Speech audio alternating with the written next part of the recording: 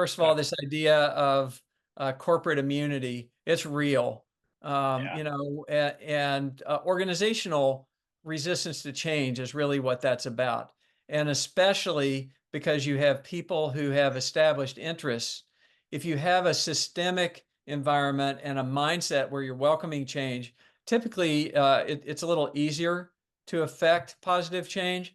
But if you have an organization that is resistant, boy, it can be hard. And I think a lot of people know that and have seen it. If you have an idea and it's like, no, I'm too busy, or we don't do it that way, or we tried it 3 ways and it didn't work, or whatever it is, that it's important to listen to those sorts of things. For example, there may be somebody in the organization who says that, who can teach you. They're like, well, we tried this. However, it's a lot more helpful if you have we tried this, but how about that? Right? So Right. continuing to look at other Okay. options. One of my favorite quotes is, there's no limit to what you can do if you don't care who gets the credit. And Hmm. I think one of the ways that an entrepreneur, especially early on in their career, but also throughout, is if you show that it's not about you, that it's Hmm. about the idea and it's about supporting teammates in the organization. In fact, if you can help other people to advance their ideas in the process, it's easier to move ahead. Love It it. may be that I have and I just came back from a conference, hypothetically, I'm saying years ago, and Okay. I heard this idea about mobile advertising. And there's this brilliant way that we can make an advance in mobile advertising so we can generate revenue, so we can invest more in these products.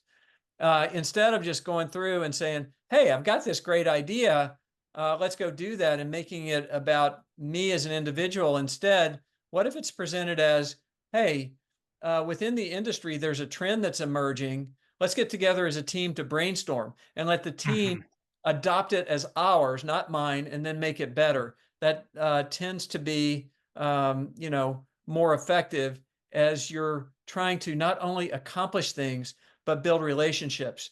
Yeah. And one other thing that I would say about helping things to happen, it's related to team members and others. If you really understand where other people are coming from, and Hmm. especially if you marry that with an understanding of the company's strategy, then it's easier to persuade, because you can refer to things that are already widely accepted. Hey, our strategy is X.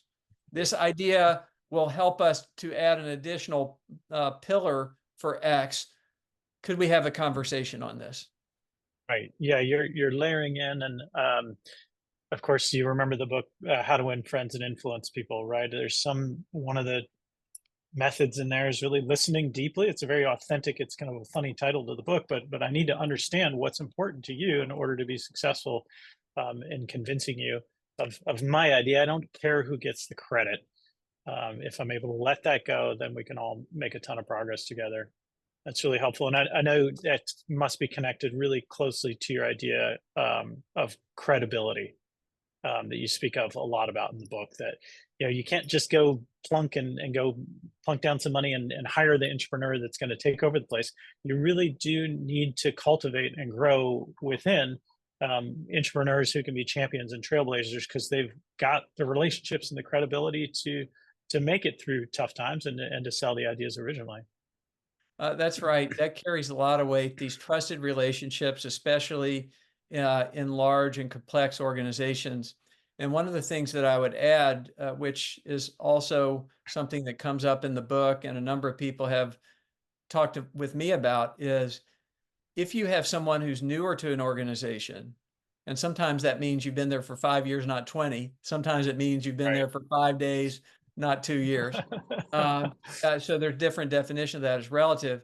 But if you have somebody who's been there longer and understands how it works, and you put that person together with someone who is newer, there are kind of numerous benefits of that, and not just to relationships, but also to results. Right. I love that. I do often find when we have a new hire, I kind of think of sort of the first 100 days, like you think of with a president.